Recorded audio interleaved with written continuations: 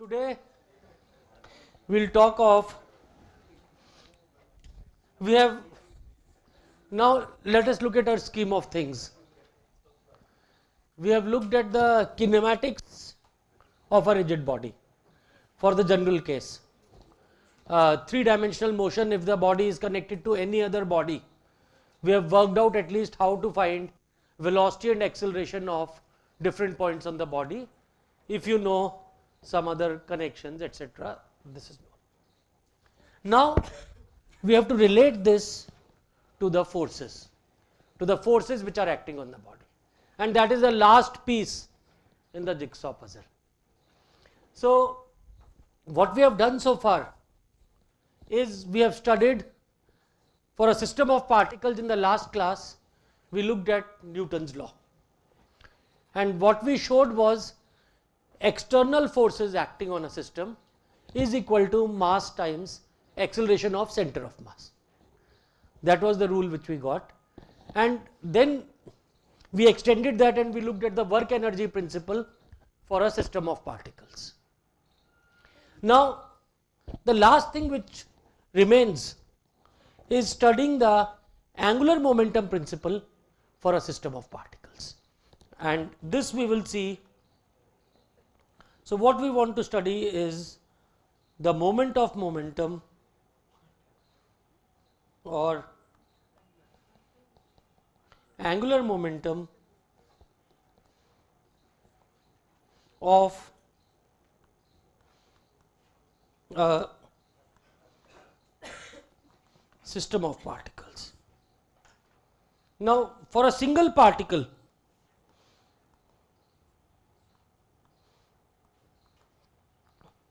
what is the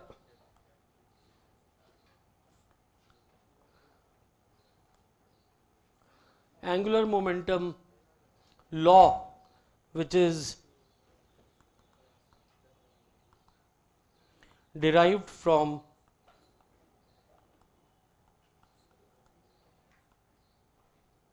Newton's second law?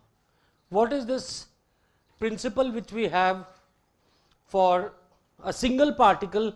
What is the principle of angular momentum?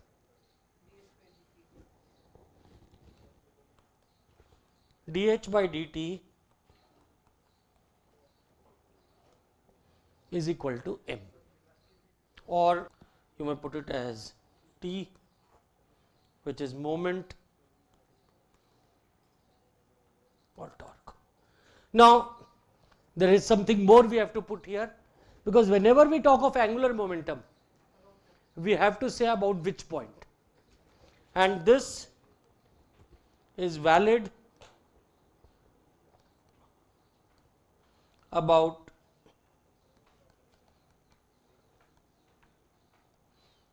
any fixed point A, m about A or T is the sum of moment of all external forces acting on the particle about point A. This is ma, and h about A is equal to nothing but r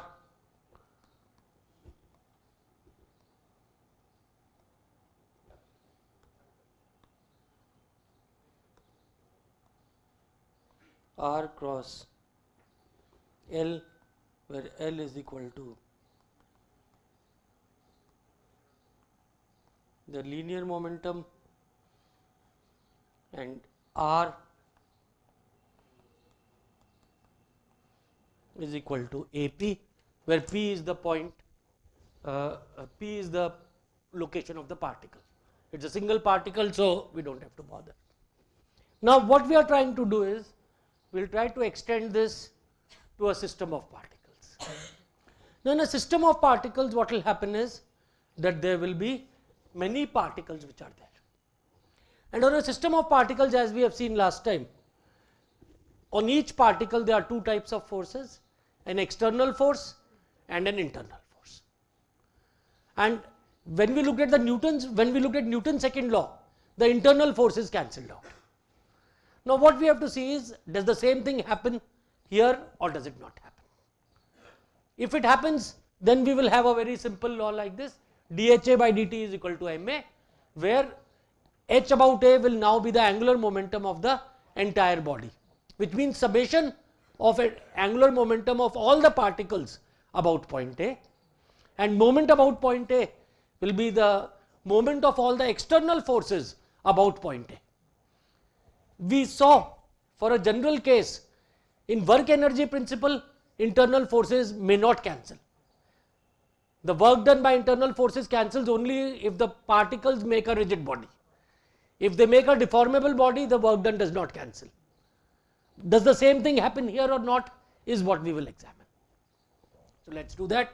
A very simple case, nothing very great. So when we try to do this, so now the first case we will take is the point A is fixed in inertial space. We will have different categories of this equation. The point A about which you are taking the angular momentum could be a fixed point in space, it could be a moving point in space. In case of a moving point, it could be a general moving point, or if we are talking of a rigid body, it could be a point on the rigid body itself. For example, it could be the center of mass. Then what happens? So first let us look at this principle. When the point A, we have a fixed point in space and we have a system of particles about this. So we have this x is x, y, z, and we choose the point A is chosen as the origin itself. We can fix the origin anywhere. We choose the point A as the origin. It's a fixed point, so we can do this and without any loss of generality. Now we have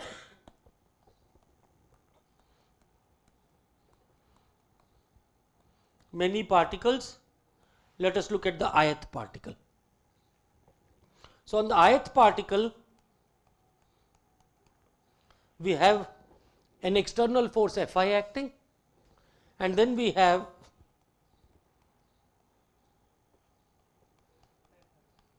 various internal forces acting Fij, where j will go from 1 to n and not including I. Each of the other particles will put a force on particle I. So they are represented by Fij. Capital Fi is the external force. So these are the two type of forces on the particle. So Fi is external force on particle I, and small Fij is force exerted by particle j on particle I. So now we have to find the total moment. Let's work out the left hand side or the right hand side first. The moment of all forces on particle I about point A. So that will be equal to Ri cross Fi. This is the first term in the moment, and then we will have plus sigma over j, and then we have Ri cross Fij. This is the total moment of all the forces on the particle A about, or on the particle I about A. Okay. So now what we know is, so this we can write it as now let's see this. So now, for what is our rule? That our law of angular momentum says that dHA by dt is equal to ma. So that means this must be equal to dHAI by dt, and that means this must be equal to d by dt of Ri cross Li. Okay. So that means what we have is that Ri cross with Fi, Ri cross Fi plus sigma of Ri cross Fij, this is equal to d by dt of Ri cross Li. Now what we do is to find it for the sum for all I particles. We have applied the rule to a single particle, we add it over for all the I particles. That will give us the angular momentum of the system of particles. So when we add it up, what we get on the left hand side is sigma of Ri cross Fi plus we will get, now this summation is on I, sigma over this summation is on j, sigma over I, then we have sigma over j Ri cross Fij, and this is equal to, I am taking the summation inside, sigma over I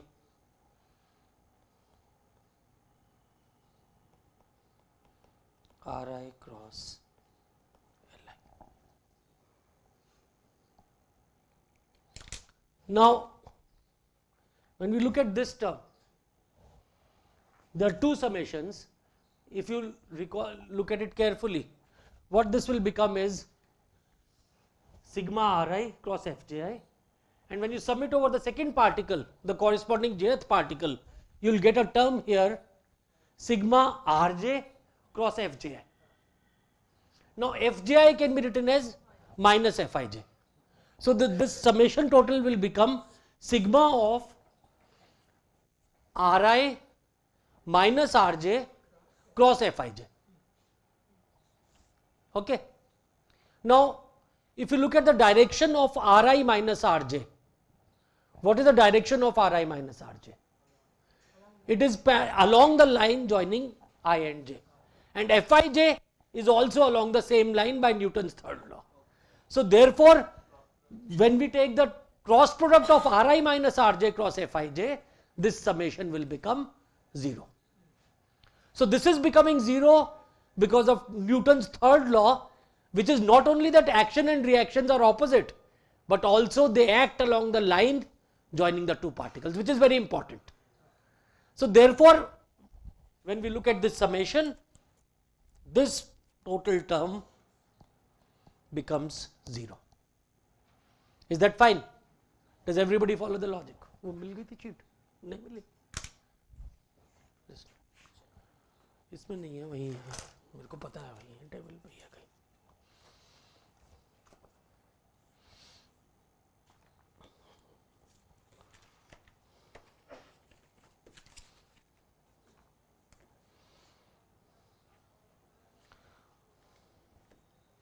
इसमें तो यहाँ पे बोल दो.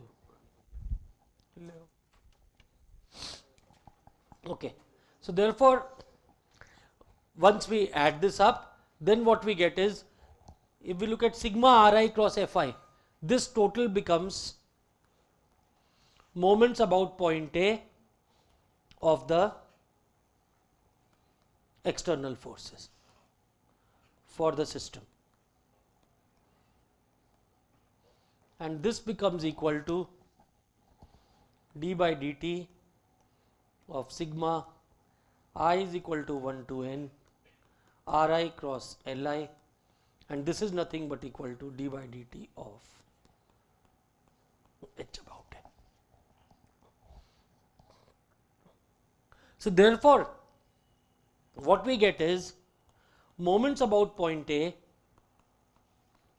is equal to dha by dt for any general system of particles, provided the point A is fixed in inertial space.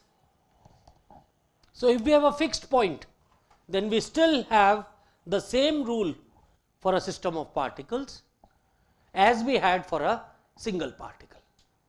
Now we have gone through this derivation, but as I told you, some people or some texts refer to this as, because they don't believe in adding up and summing up of particles for infinity. We had a similar case when we talked of F is equal to MAC, and that was the Euler's first axiom. This becomes Euler's second axiom. And if you see, actually Euler's second axiom is nothing but Newton's second law and Newton's third law put together. So either we could talk of Newton's second law and Newton's third law, or we could say Euler's first axiom, Euler's second axiom. And it doesn't make a difference because all of these are axioms. Axioms are things you don't prove. Here, using Newton's third law, we have derived Euler's second axiom. Okay, so either way you look at it, some people prefer to start from here. Ma is equal to dha by dt, where A is a point which is fixed in inertial space.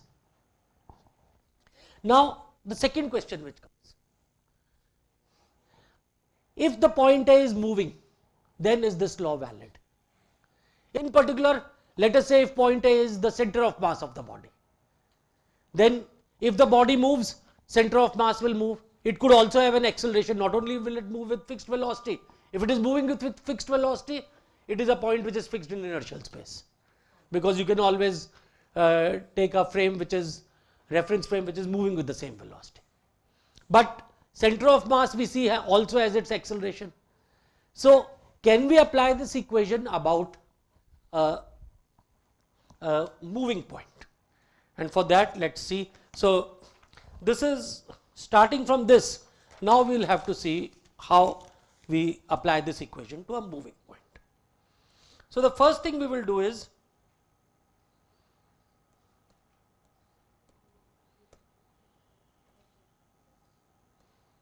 when we come to a moving point, so let us look at a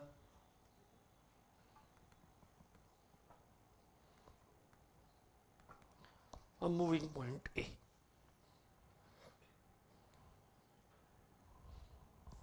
Okay. Now, since the point A is moving, I will no longer choose my origin as point A, because if I choose it as point A, after some time it will no longer stay as the origin. So I have a moving point A. I'm still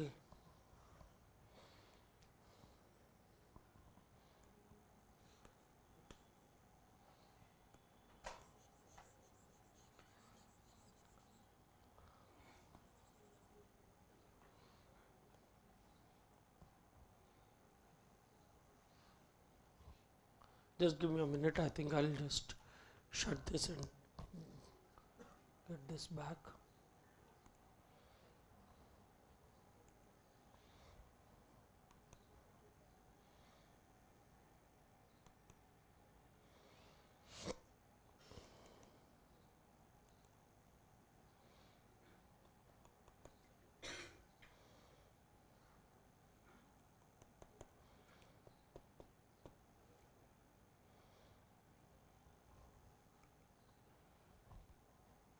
Okay.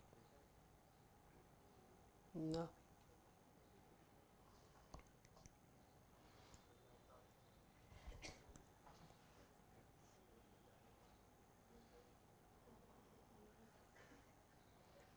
This is creating.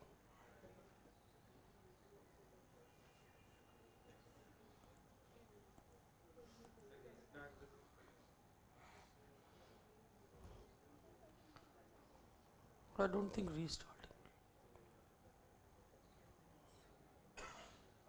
I don't want to waste.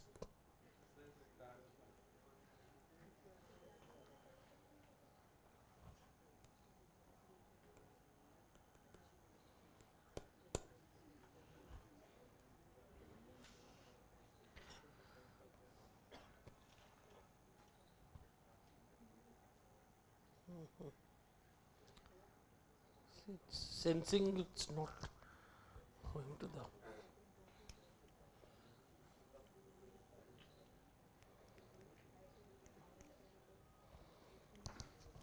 Just a minute.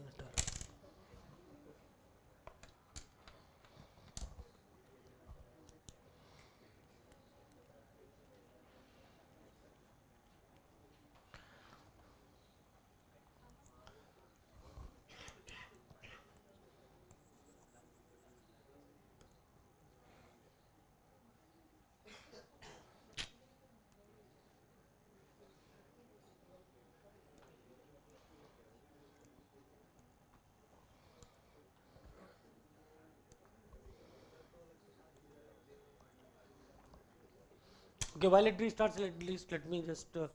What we will now see is that if we look at a moving point A, then how do we define angular momentum of a system of particles?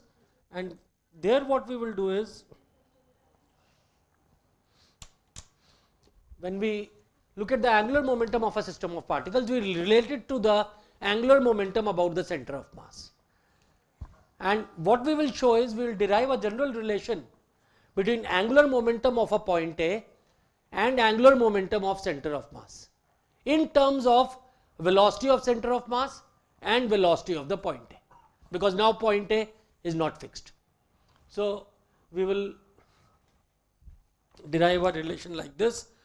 Let it come up in a minute, I think. So, again, now you may find some of these derivations a bit repetitive or a bit of this thing, but it may not be that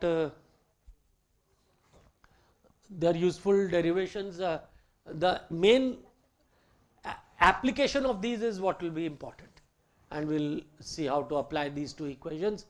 And basically, my plan is that by the next lecture, I will finish chapter 16.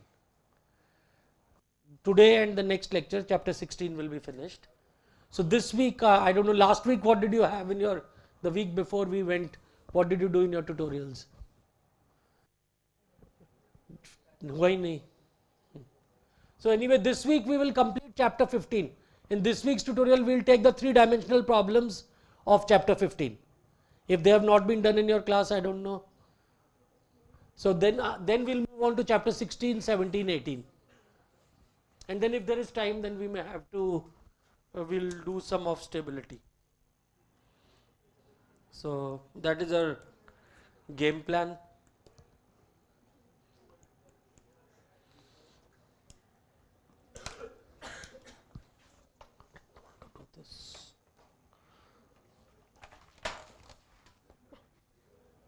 वो निकल ही गया उसका यार, पता नहीं क्या चक्कर क्या है.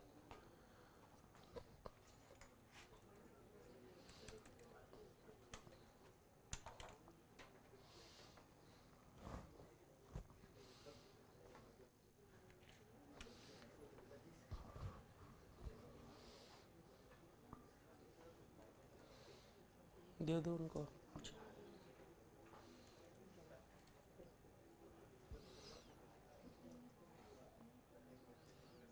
मिल गई, आई थिंक मिल गई लगती है. दूसरी कोई बात नहीं, चलो आज की डेट डाल दो, क्योंकि we need this attendances because I have announced the policy. So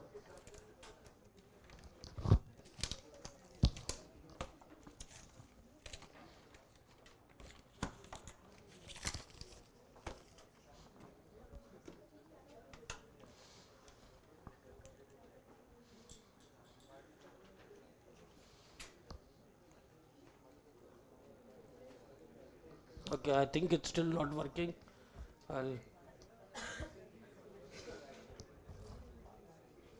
Okay.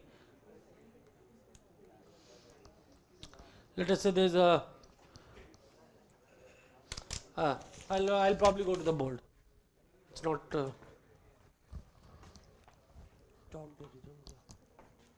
Board पे आ जाते हैं हम लोग. थोड़ी और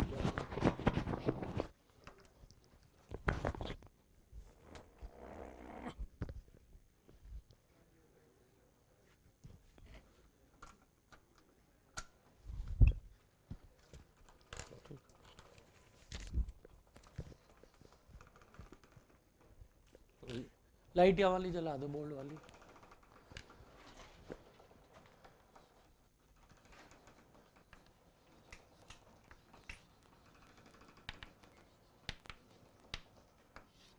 So now we are talking of a moving point A.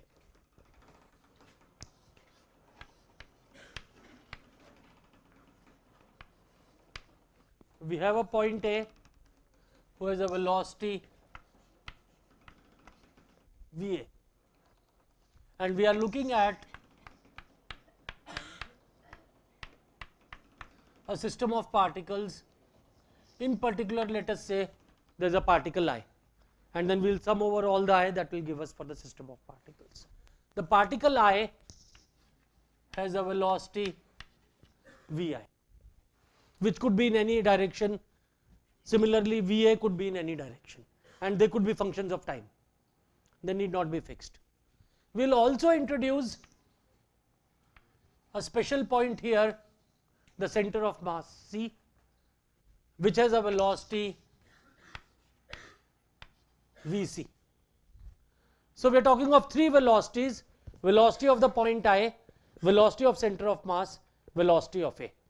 And what we are trying to find is angular momentum of the system about point A.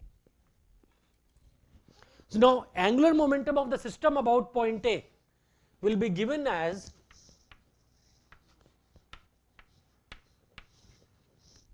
the vector from A to I, that is the moment arm, crossed with mi times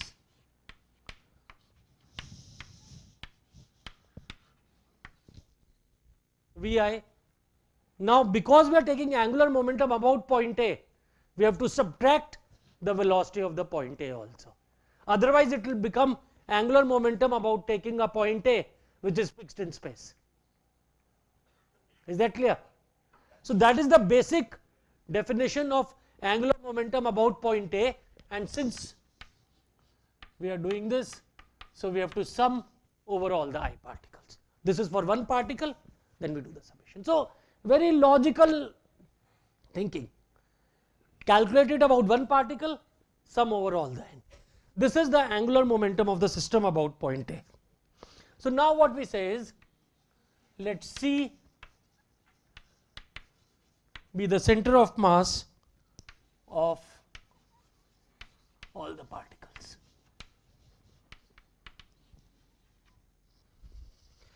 So what we will do is AI vector, we will write it as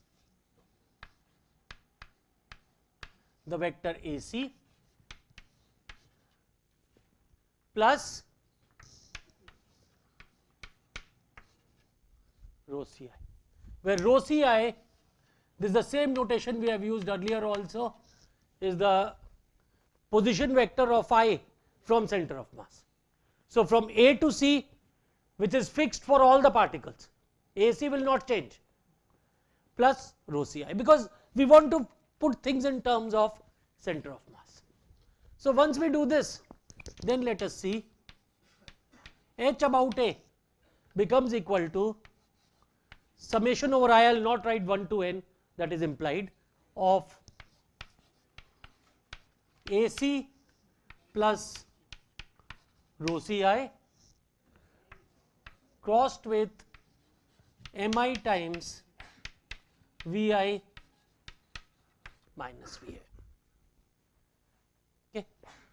So, now we write this as, we break it up into two parts, sigma over AC cross Mi times Vi minus Va plus sigma of rho Ci crossed with Mi times Vi minus Vi. Okay. Now, this becomes equal to, now what things can be taken out of the summation? Anything not containing I. Anything not containing I can be taken out of the summation. So, the first term becomes AC cross sigma Mi Vi. The second term becomes, or from here plus we get AC cross Mi, or so this plus will become minus, and there is an Mi Va. Now, Va also can be pulled out. So, what we get is minus of, first we will put AC cross Va multiplied by sigma Mi. That is what happens to the second term here. Then we have plus sigma of rho Ci cross Mi Vi, and then we have minus of sigma of Mi rho Ci crossed with Va. So, in the fourth term what I have done is, I have taken the Va outside the sigma. Okay. Now, what is sigma Mi Vi? This is the total mass times velocity of center of mass. This is what we will get from the definition of center of mass. So, this term becomes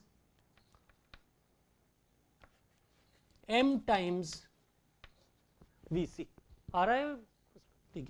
So, this becomes m times Vc. This term stays the same, only sigma Mi will become m, sum of all the particles. So, here this will become m. Rho Ci cross Mi Vi will stay as it is. What happens to this term? Sigma of Mi rho Ci. What is this? This is sum of all the moment of all the mass moment of all the particles about the center of mass. And what is that? 0. This we have shown in the last class. So, this term becomes 0. So, when we look at all this, what we get is H about point A is equal to AC cross MVC. Then we get minus AC cross MVA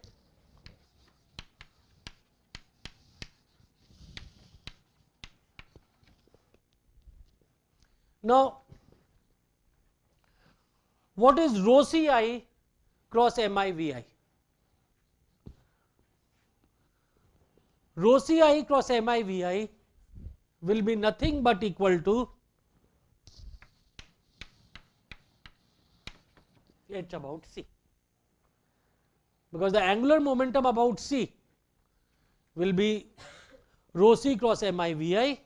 Actually, it should be Mi Vi minus C, but when we take sum over C, that will become 0. Mi Vc will become 0. So, therefore, the last term basically becomes angular momentum about C. So, what we have is, we get a relation H about A is equal to h about c plus AC cross m times Vc minus Va. And this becomes our next important relation. What is important about this is, this gives us angular momentum about any general point A, and it relates it to the angular momentum about center of mass. Okay? So, this is what we have done here. We have found the angular momentum about a general point A is in terms of angular momentum about center of mass. We pose one more question. Is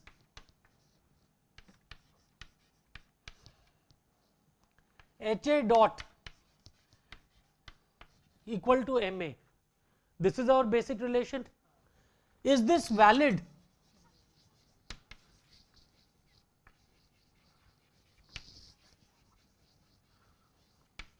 for any general A? Because Euler's axiom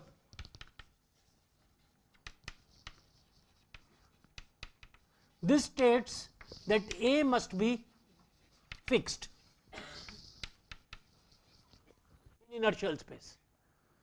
So, that is what Euler's axiom say, but now we are asking, is this valid for any general A, or when is this valid? Are there some more cases other than a fixed point, any other A's about which we can write HA dot is equal to MA?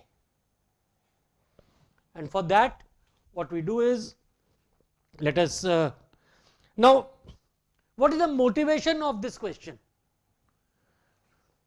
Why do we ask this? And the motivation part, let us see.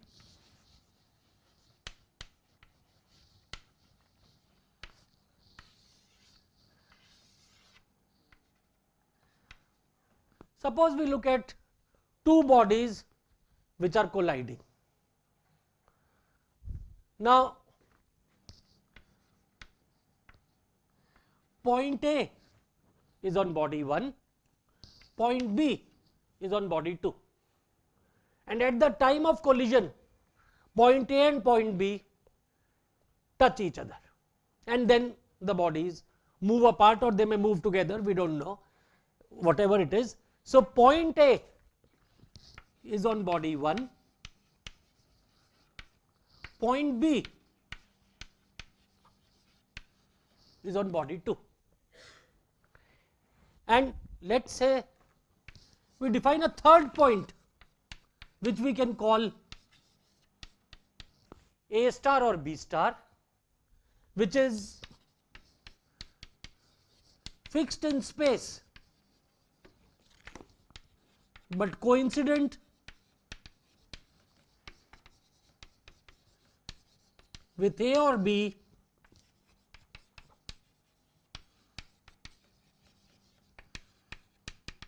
at the time of collision. Do you understand what is A star? So, that means just before the collision, A is not touching with B, A and B have their own velocity, there is a collision at that instant. So, point A star and B star, this always stays here, whereas point A will move with body A, point B will move with body B.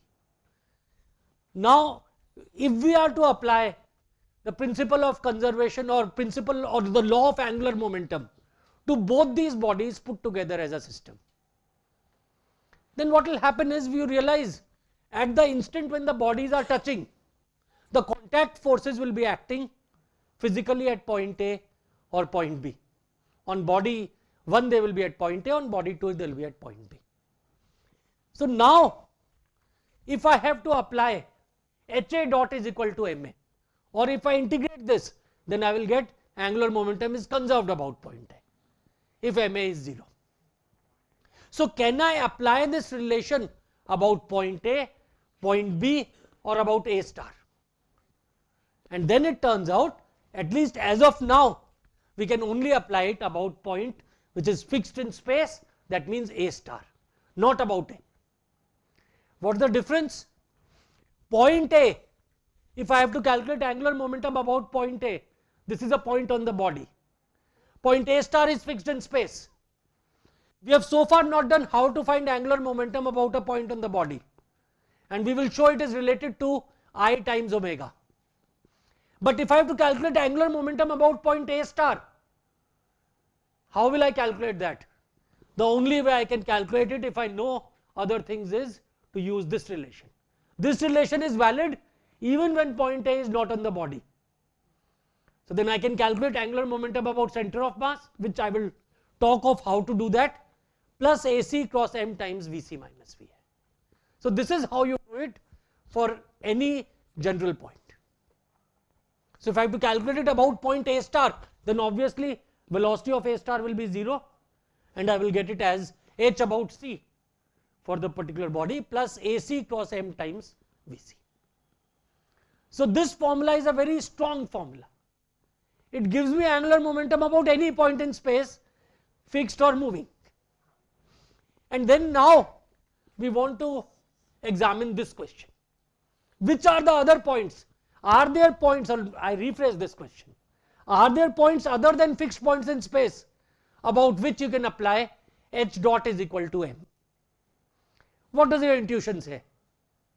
At least there should be one such point. Which is that point?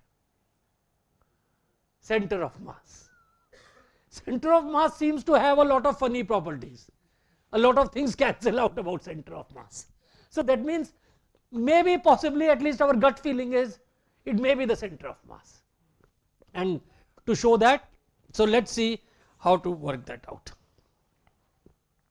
So let us look at the relation dHA by dt. This will be equal to d by dt of summation over I ai cross mi times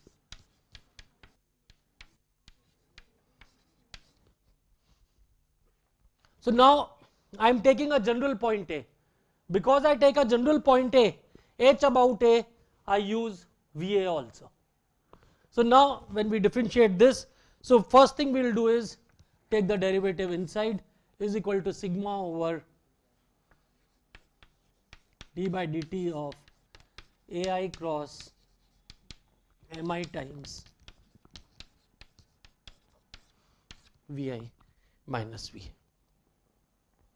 So let us do this. D by dt of ai. Ai is what? When I take the d by dt of ai, I will get, so Va minus Vi, or sorry, Vi minus Va. So when I take the first derivative, I get this will become Vi minus Va cross Mi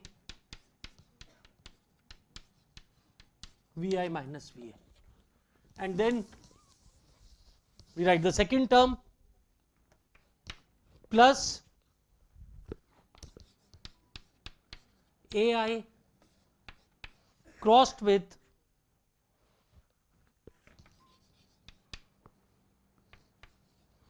mi times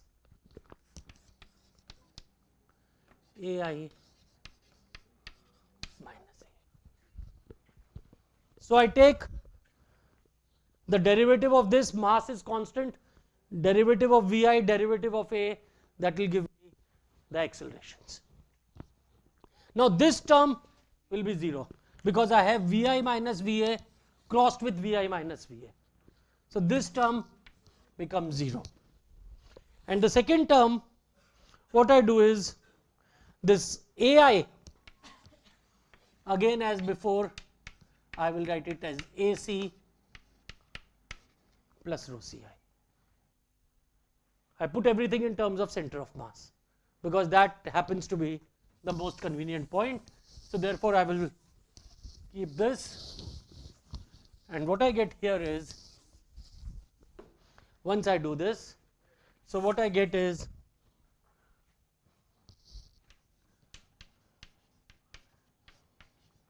dHA by dt is equal to, I will get sigma of AC cross mi ai minus aa plus sigma of rho ci crossed with mi ai minus aa. Now let us see. Now this term sigma of AC, in fact I think I have, let us see this. So this is sigma of AI cross mi minus this thing, did I, okay. What I will do is, in fact I shall first keep this as it is. I will not, in this term I will not split up, I will split up only for the second term. So when I do that, what I will get is, so therefore this when I replace this will become sigma of AI cross mi ai, and then we get plus sigma of AC cross mi aa, there is minus here, there is a minus here. So I will get these three terms. I am splitting only the second vector, for the second term I am splitting, not for the first term. Now the reason I am doing this is, this sum of ai, this will become equal to sigma of ai cross fi. Mi ai is the external force acting on the ith particle. So what I will get is, this will become the total moments about point A, and when I do this, the second term becomes AC can be pulled out. So I get AC cross AA times m,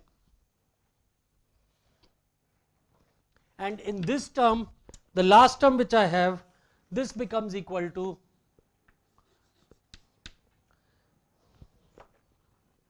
this AI has already been put in here, this becomes mi times rho ci cross AA. Just have a look at this again. This is AC cross mi AA, and this is rho ci cross mi with, there is a minus sign is already there, it is AA. This is how this is. So therefore I can take sigma mi rho ci together, and when we look at this, this becomes equal to 0, and the final relation which we are left with is, and so when we finally complete everything, what we get is dHA by dt is equal to moments about point A minus m times AC cross AA. This is the second or the third relation we have got.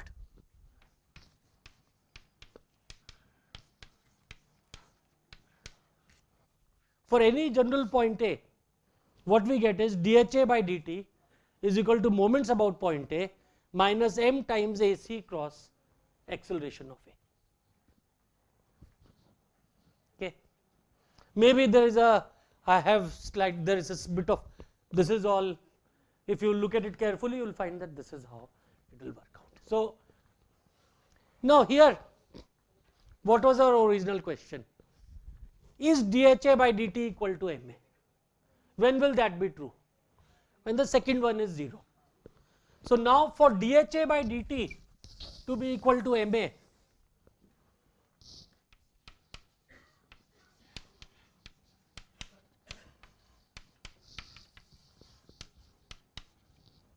what do we get?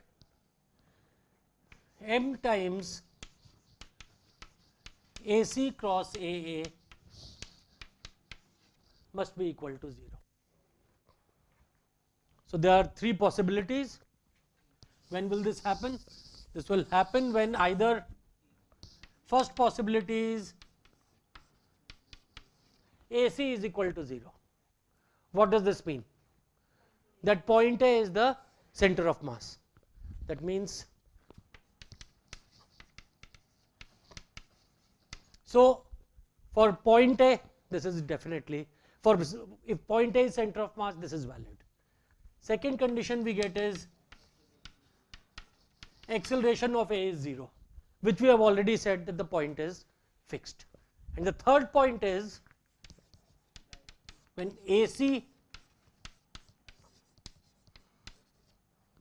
is parallel to AA. So, that means we have a point A and this is AC and this is parallel to acceleration of point A. What does that mean? That the point A is accelerating towards the center of mass or away from the center of mass. So, this third condition becomes the point A accelerates towards or away from center of mass. In these three cases, we will have dHA by dt is equal to ma. If we do not have these cases, then this will not be true. Okay. So, that means definitely we can use this formula about a fixed point, we can use it about center of mass, or we can use it about a point which is accelerating towards center of mass. When does this happen? Let us look at a case. This third case may not be very common.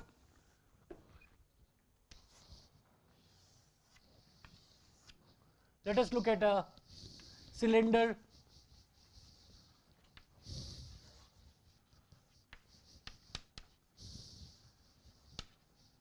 rolling without slip. Let us say this is point A, this is point B, this is point C, this is point D, this is point E, this is point C.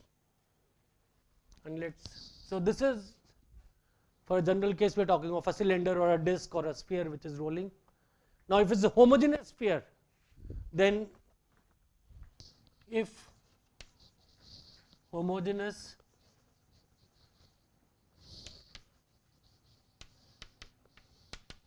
then the point C is the center of mass. If it is not homogeneous or a different type of body, for example, the one which came in your minor, there is a rod which is attached to the ring, then center of mass is somewhere else. It is somewhere on the line or on the rod, somewhere, whatever it is. So it could be anywhere. Okay. So now again, there could be cases its angular acceleration may be 0, it may not be 0. So, you will have to identify each individual case. If both omega and omega dot are not 0 and we have this case of rolling without slip, irrespective of homogeneity, what do we know about acceleration of point A or acceleration of point C? These are the 2 points whose accelerations are known in terms of omega and omega dot. Okay. So, now what we know is acceleration first of point C, if it is rolling without slip. This is all valid only when it is rolling without slip. What is acceleration of C? This is equal to r omega dot in the I direction if it is has an omega dot like this. That means if omega dot is 0, acceleration of C is 0, and C need not be the center of mass. So, maybe I should call it C1. So, acceleration of C1 is r omega dot in this direction. What is acceleration of point A?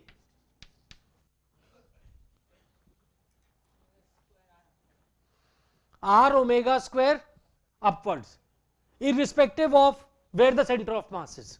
So, this is equal to r omega square upward. Okay. Based on this, now we can work out. So, that means this is the acceleration of A, this is the acceleration of C, assuming both omega and omega dot are not 0. If omega dot is 0, then this is 0. If omega is 0, then this is also 0. Okay. So, now whether you can apply this equation dHA by dt is equal to ma about point C, about point A, will all be dependent on these conditions. If it is a homogeneous cylinder, then C1 is the center of mass. So, now if I say if homogeneous cylinder, then C1 is equal to center of mass, then H is equal to H dot is equal to m can be applied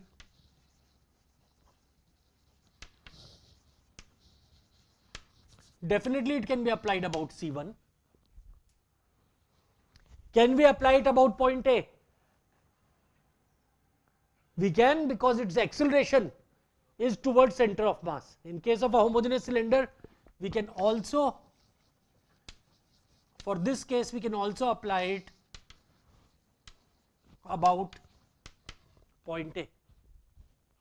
Can we apply it about point B? Let us see. For point B, what happens? Let us see.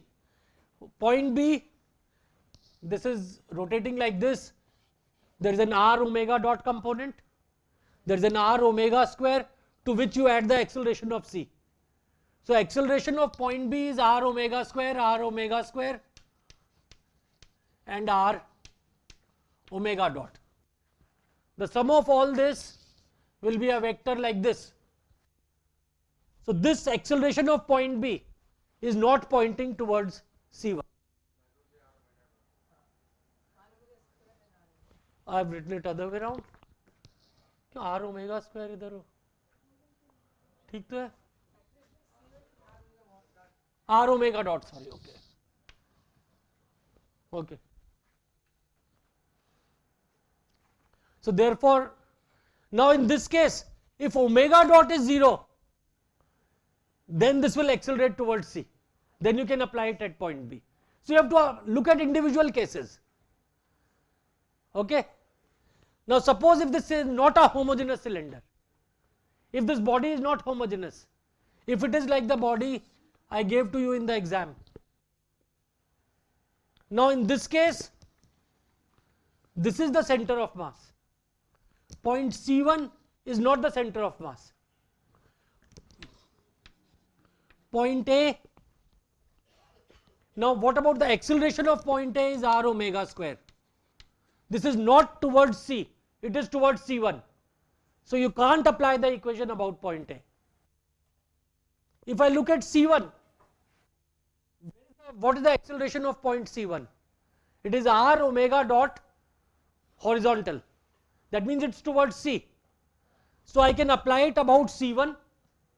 I can obviously apply it about point C. Why? No, so at that instant you can apply, not you can't integrate over time. At that instant you can apply. Because you want to maybe want to find the force at that instant. So just for that instant you can still apply, but you can't integrate it. You are right. You can't integrate it over time, but so that is how you can look at it and apply. So you have to see, and sometimes if omega square is 0, if it is just starting, then you can even apply it about point A just for that instant, because acceleration of A is 0. So, you will have to look at different combinations. Okay. Now, the next thing which comes, so we have seen all this. The next important thing is, how do we find a relation between h and angular velocity of a rigid body. So, now these relations are valid for any system of particles. Next we come to a rigid body, and we want to find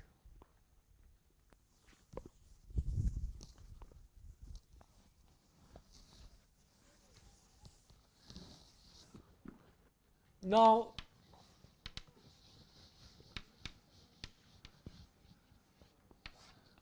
we come to a rigid body, and we want to find relation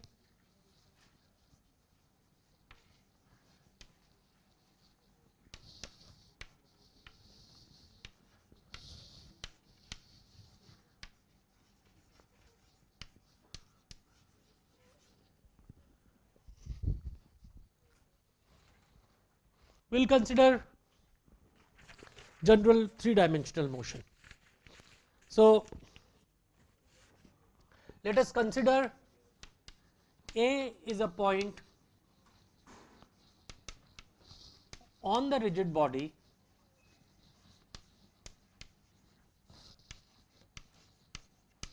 or its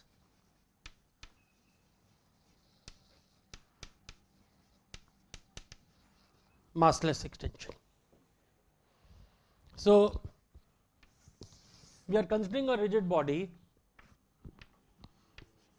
There is a point A which is a part of the rigid body, and we want to find, our aim is we want to find h about point A. So, what first we do is we choose a small mass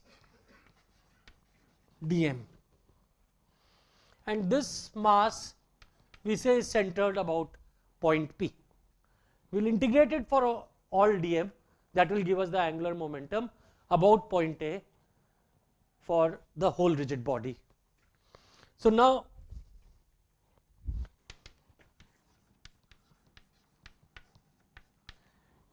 what is the angular momentum of dm about point A?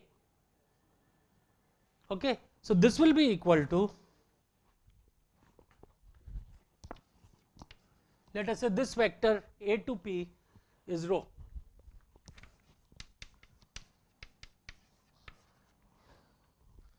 So, this will be equal to rho cross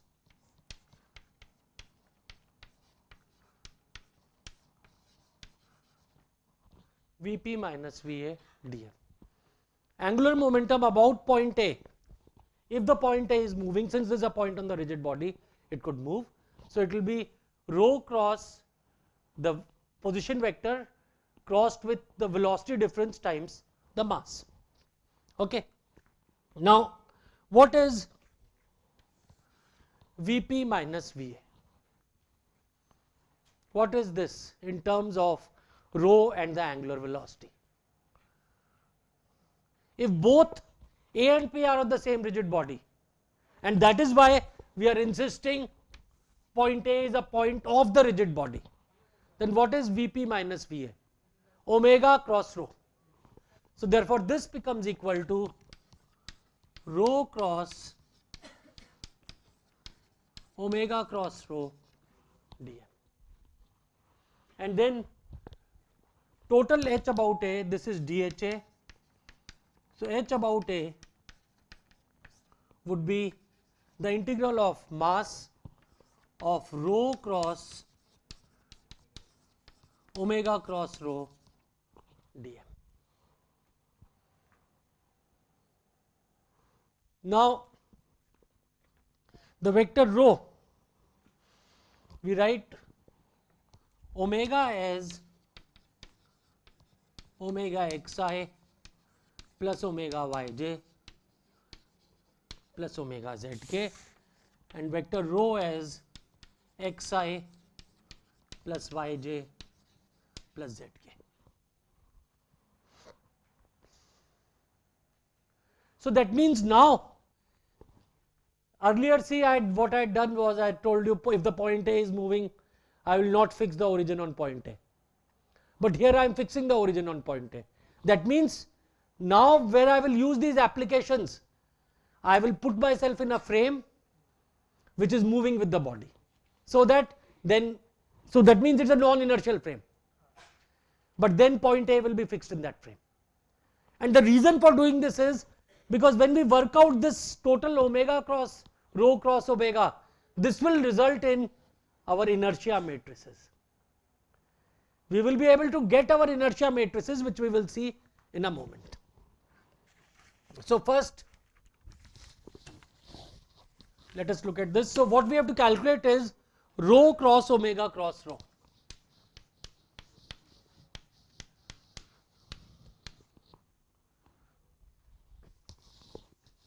Let us expand this. This will be equal to omega times rho dot rho minus rho times rho dotted with omega. This is how you expand A cross B cross C. So this becomes equal to omega vector times rho dotted with rho. So rho dotted with rho will become x square plus y square plus z square minus rho.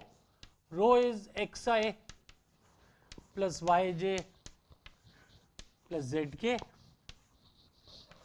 and rho dotted with omega will become omega xx plus omega yy plus omega zz. And this, in fact, I will expand this. This I will put it as equal to omega xi plus omega yj plus omega zk. Okay. So now when I look at all the term containing I get I times omega x square plus I times omega x y square plus z square. This is what I will get in I from the first term. What do I get in I from the second term? Minus x square omega x minus xy omega y minus xz omega z.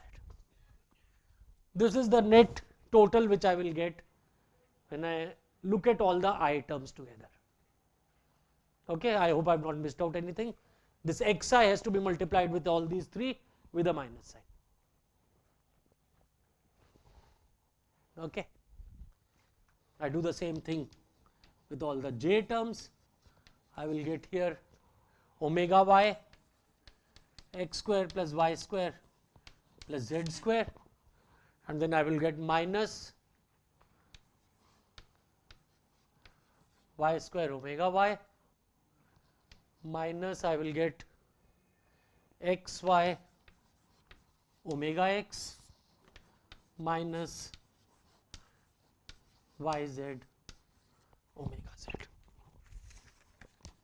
I do with the k terms. I will get omega z x square plus y square plus z square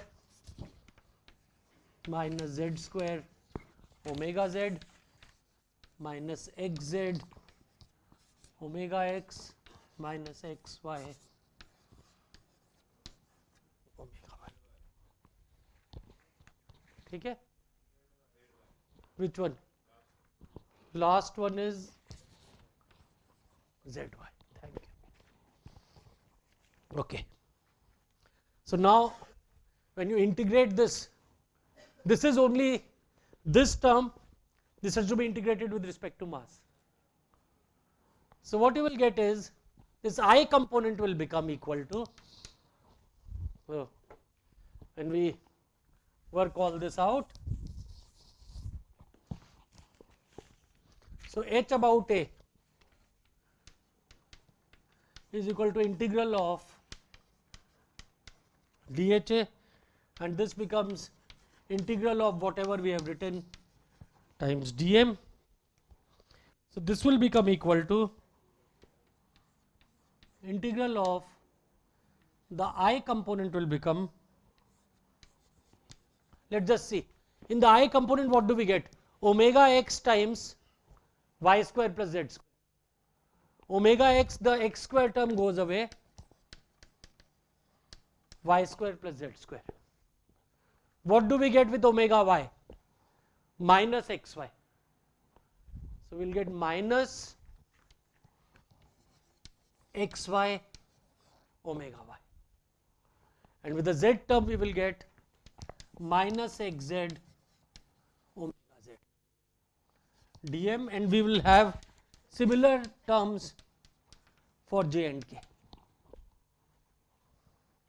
Okay. Now can something be pulled out of the integral? X and y's obviously cannot be pulled out. Can omega be pulled out? Why?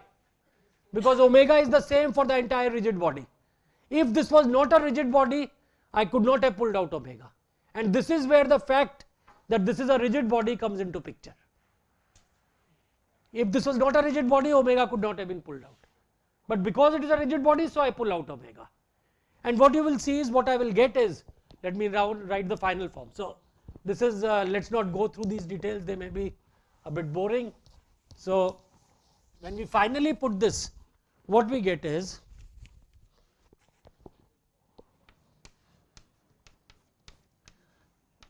let me first write the x component. X component will become, omega x gets pulled out, integral y square plus z square dm.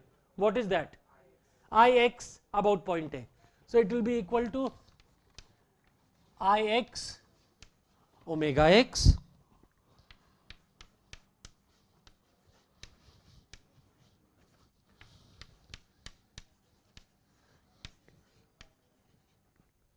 and these all i's are about point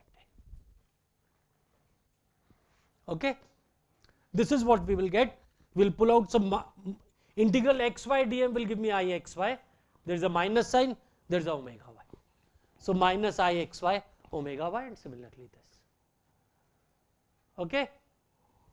Similarly, if I write the y component, I will get minus Ixy omega x plus Iy omega y minus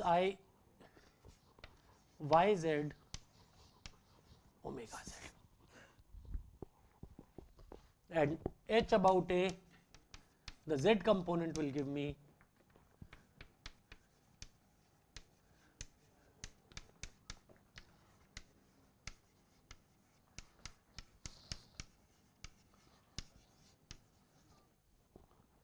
plus Iz, that's what we have called, and these all i's are about the point A. So this is the basic relation which I get about angular momentum of a body about a point A on the body itself. So what this gives me is, basically we can put it in a very nice form, and what we get is, if I put it in a matrix form, I get it as HAX, HAY, HAZ. The three components will be equal to Ix minus Ixy minus Ixz minus Ixy Iy minus Iyz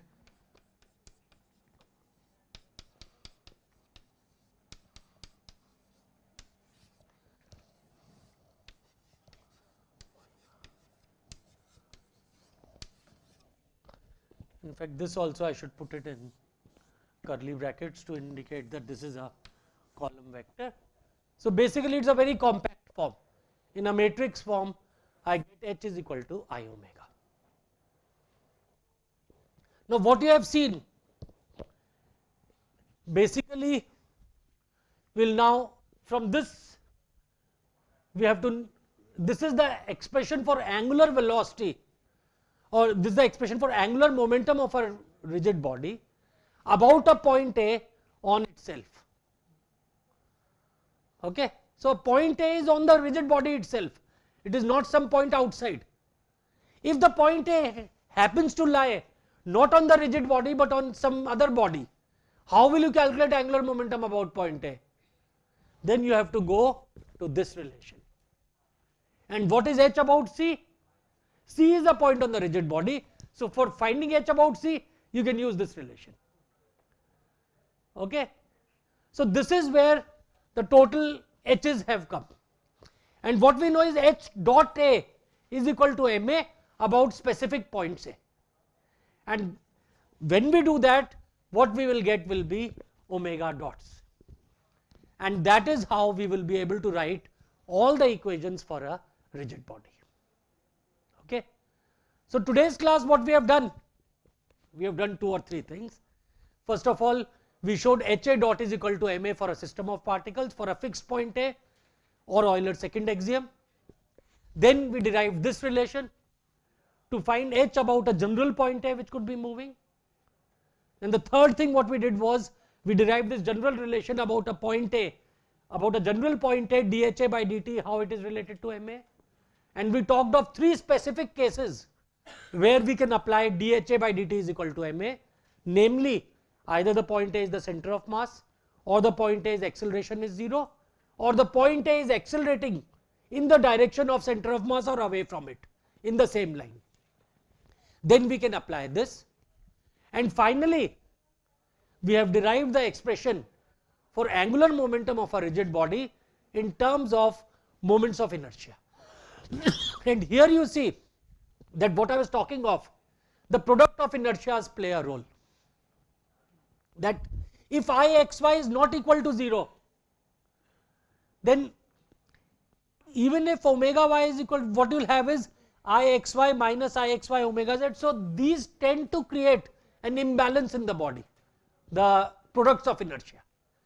And as we will see once we derive the full relation, that only if we have principal axis is angular velocity parallel to the angular momentum. Otherwise, the angular velocity is not parallel to the angular momentum. That is the crux. And this not parallel is caused by products of inertia. If the products of inertia are 0, then angular velocity is parallel to the angular momentum. Otherwise, angular velocity is not parallel to the angular momentum, and that is why the products of inertia create that imbalance. And that is one more meaning of the, that is the actual significance of the products of inertia. Okay. So, I think I will end here and we will move on to the dynamics. Actually, today we have just done the building blocks. The actual solution, chapter 16, we will finish in the next class from here.